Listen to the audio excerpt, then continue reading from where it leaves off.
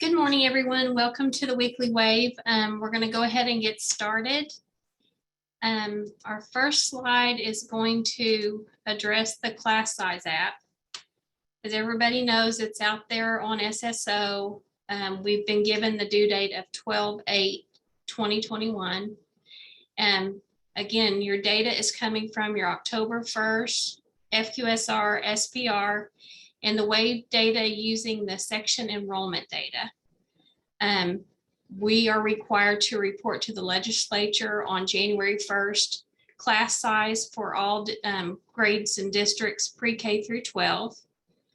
And one thing we have identified, I know there's some districts with issues on their data, and what we're trying to do today is, or what we are doing today is we're going through and we are deleting the student section enrollment and we're re-pulling it. It seems to be correcting some of the issues that were out there for duplications and other like students showing up that aren't there. So we're in the process of doing that.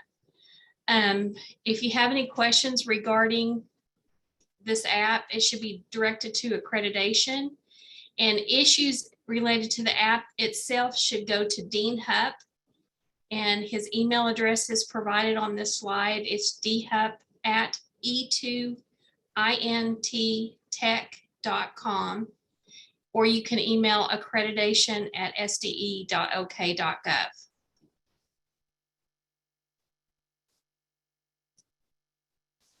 Accountability reporting, the graduation calculation verification review. It will close on Friday, so please be aware of that.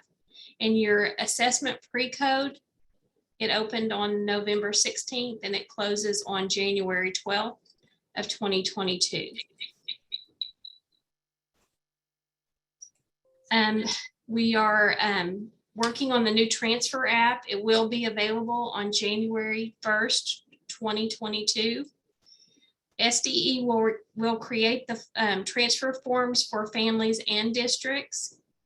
The capacity for your schools is determined by your districts. We don't determine that capacity. That is up to the district itself. And the districts must report their capacity by January 1st, April 1st, July 1st, and October 1st. And we internally will be doing testing on that app beginning tomorrow. So just so you know, that's happening here. Validation errors. We ask that you continue to work on your validation errors. Each error provides guidelines on correcting the error, and that information is in the help column.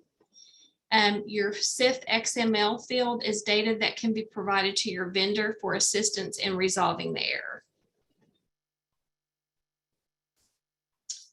New WAVE accounts, if you have new employees and that you need to provide access to the WAVE, it may take up to 24 hours on all access for their access to show up.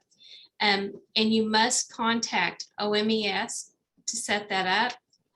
That email is servicedesk@omes.ok.gov. Our contact volume, right now we're asking you give us 24 to 48 hours turnaround time to respond while we investigate any specific issues. And please, when you're emailing, we continue to see students' names in the emails. All we need is your local ID or the STN. We can look them up in that manner.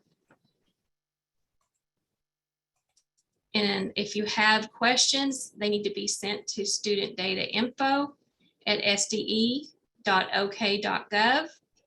And there is a guidelines page on the State Department website that provides information on our documents and actually guides. So we ask you to review that if you have questions. So I'm